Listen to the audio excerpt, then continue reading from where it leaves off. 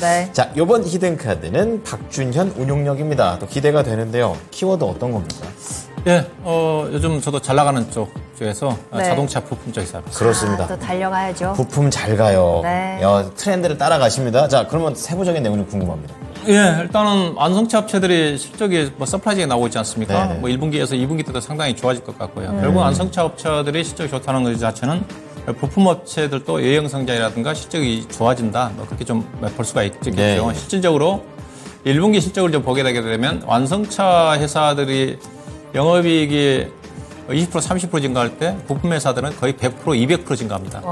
예, 그래서 그만큼 주가가 올라갈 수밖에 없는 거고 완성차도 주가가 싸지만은 현재 네. 수급 여건상 부품 종목들이 갈 수밖에 없거든요. 이제 그런 또 측면들을 좀 보셔야 될 것 같고요. 특히 이제 현대차 그룹이 그래도 글로벌 시장에서 상당히 이제 코로나 이후에 상당히 입지가 많이 강화가 됐거든요. 네. 전기차 시장에서 상당히 경쟁력도 좀 많이 올라간 것 같고 그러다 보니까 우리나라 부품 회사들도 덩달아 K 부품사 유상이 많이 올라간 것 같아요. 그러다 보니까 글로벌 과거 같은 경우 우리나라 부품 회사들이 현대차, 기아차 위주로만 부품을 공급했는데 최근 들어서는 특히 이제 최근 들어서 아마 현대 모비스가 아마 폭스 바겐 쪽에 자동차 본고장이 독일이지 않습니까? 그렇죠. 거기에 하반기 때 BS 배터리 시스템과 관련해가지고 조립과 관련해가지고 대규모 시스템 수주를 할 거란 전망이거든요. 네. 그래서 여타 또 국내 회사들이 특히 이제 우리나라 같은 경우 이제 미국 쪽에 이제 전기차 거점 형성에 따라 가지고 부품 회사들 미국에 많이 진출을 하는데 그에 따라서 미국에 있는 GM이라든가 네. 포드를 중심으로 해서 함께 부품을 공급하는 회사들이 많이 늘어날 것 같습니다. 굉장히 좋아졌네요. 네, 그렇죠. 좋아졌고. 현재는 뭐 성호하이텍이라든가 화신이 GM 쪽에 공급하고 있는 쪽이니까 여타 다른 부품 회사도 많이 확산되지 않겠나 봐야 될 것 같고요. 네네. 그다음에 글로벌 자동차 회사들이 그동안 자회사를 통해서 부품을 생산하는 것 자체가 대부분 다 이제 아웃소싱하는 쪽으로 많이 바뀌고 있다는 쪽이거든요. 네네. 그런 측면에서 부품 업체들이 수혜를 좀 받지 않겠나 봐야 될 것 같고요. 관심은 현대차 그룹이 실적이 좋아진 것 자체가 지금 북미 쪽이거든요. 네. 그다음 뭐 인도 쪽이지만 현재 지금 전기차 시장 같은 경우는 미국 쪽에 집중하고 있기 때문에 미국에 진출해 있는 부품 회사들 중에 실적이 좋은 종목을 골라야 되지 않겠는가. 거기에 관련된 종목을 한 종목 골라야 될 것 같습니다. 네. 네. 지금 김민준 전문가랑 박주현 운용력께서 2차 전지 장비 한 번에 자동차 부품 이래버리니까 너무 고민된다. 이렇게 돼버렸어요. 둘 중에 뭘 사야 너무 되나? 매력적이다 이거죠. 자, 그럼 네. 히든카드 6장 공개하도록 하겠습니다. 자, 박준현 운용력 자동차 부품인데요. 히든카드 한번 맞춰보시죠. 자, 어떤 게 있냐면요. 아진산업, 그리고 화신, 성우 하이텍, 그리고 서현이화, SL, 네. 명신산업입니다. 자, 맞춰주십시오. SL 나왔고요. 네. 성우 하이텍일까요? 하니까 성우 하이텍은 아닐 거다에 한 표 걸겠습니다. 라는. 명신과 삼부모터도 없어요. 네, 어쨌든. 명신산업도 있군요. 네. 네. 광고 뒤에 공개하고 싶지만 바로 알려주십시오. 네, 댓글창에 올리신 분은 유튜브 영상을 안 본 것 같습니다. 최근에 그렇군요. 제가 아진산업을 진단해 놓은 게 있거든요. 네. 영업이익률이 뛰어나다 그러면서 제가 극찬했는데 그래요? 오늘 아진산업을 가지고 네, 나왔습니다. 극찬의 아진산업 보겠습니다. 네. 어떻습니까? 예, 자동차 부품 종목은 좀 아쉬워요. 아마 이 시간에 제가 알기로는 김민진 전문가가 화신을 추천했을 겁니다. 네. 초기에 수익이 아마 거의 100% 올랐을 거예요. 저도 개인적으로 연초에 가장 주목했던 종목이 화신이었거든요. 좀 아쉽게 제가 뒤늦게 좀 추천을 하는데 화신도 좋지만은 아진산업을 좀 주목할 필요가 있지 않겠는가 그런 관점 말씀드리고 싶은데 예상한 이제 현대차의 제네시스라든가 산타페라든가 코나라든가 잘 나가는 그렇게 아이오닉이라든가 차량용 이쪽에 차체 부품을 공급하는 회사입니다.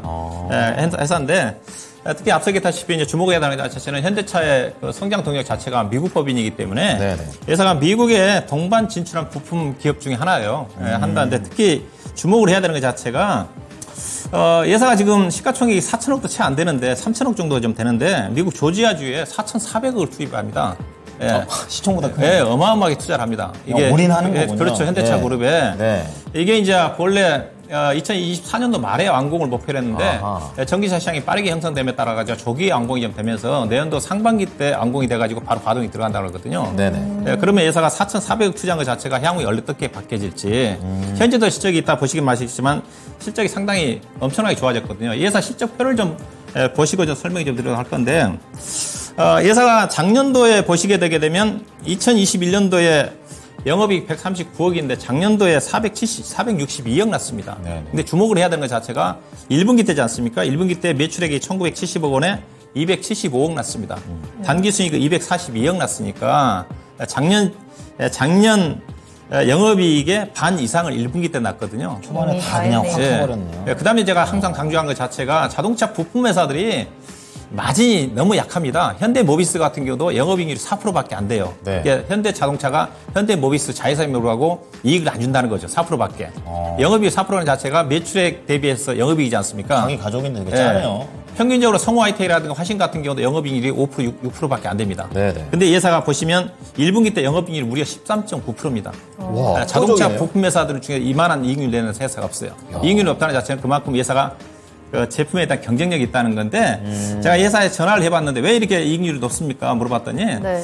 그 이유 자체가 앞서 신차 쪽에 들어간 부분도 있지만 특히 마진이 높은 게 기존 차량에 대해서 새롭게 이제 리뉴얼 형태의 또 추가적으로 부품이 좀 들어간대요. 재가공 디자인 형태의 어떤 새롭게 제품 자체. 그게 이익률이 상당히 높다고 하더라고요. 새 차 나오면 또 예, 또 그렇죠. 들어간 예, 거군요. 리뉴얼 과정에서. 네네. 예, 그런 부분 때문에 이익률이 높다. 그래서 1분기 쪽이 워낙 좋게 나와서 2분기 때 3분기 때 좀 줄어들지 않습니까? 일회성 이익이 아닙니까? 했더니 추세적으로 좋아질 거다. 그런 얘기를 하더라고요. 근데 앞서 얘기했다시피 중요한 것 자체가 4,400억 투자한 것 자체가 24년도에 완공이 좀 되니까 이 부분 자체가 이 회사의 급성장을 하지 않겠는가.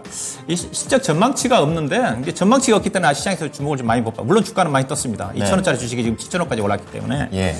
근데 제가 추정을 해보면 올해 영업이 거의 900억 정도 나올 것 같거든요. 그래서 주가는 많이 올라왔지만은 PER 밸류 자체가 지금 3.6밖에 안 됩니다. 엄청 주가가 쌉니다. 이제 그런 측면에서 주가 좀 싸다. 그렇게 좀 보시면 될 것 같고요. 차트 좀 보도록 할 건데, 일단은 자동차 부품 종목들 중에서 가장 많이 뜬 게 동원금속이 1,000원짜리 주식이 거의 4,000원까지 올랐습니다. 네. 이 정도로 많이 떴습니다. 이 종목도 2,000원대에서 7,000원에서 300% 정도 떴는데, 이게 상순으로 따지면 주가 못 사는데 앞서 얘기했다시피, 이 회사 실적으로 본다 한다면 주가가 여전히 싸다. 그런 관점에서 보시면 될 것 같고요. 자, 좀 주가가 오늘 좀 떠서 본래 이 종목을 제가 아침에 자료를 좀 준비해 놓고 주가가 워낙 떠서 제가 고민을 했었는데 이제 펀드멘탈을 믿고 다시 가져왔거든요. 그래서 대신 내일 주가 떨어집니다. 따라서 하시면 안 되고요. 그래서 전략은 7,350원 정도에서 이번 주 내에 내려옵니다. 그래서 7,300원대 정도 사시고요. 오늘 장 초반에 7,000원대 초반이었거든요. 막판에 올라왔기 때문에 따라서 하시면 안 됩니다. 7,350원 정도 잡으시고 목표 주가는 개인적으로 이제 12,300원 이상까지 가야 될 것 같은데 일단 1차적으로 8,800원을 잡아드리고 갖고 손절 가격은 최근에 종목이 6,500원 아래로 이탈하지 않았거든요. 6,500원 정도를 손절 가격으로 보시면 될 것 같습니다. 네.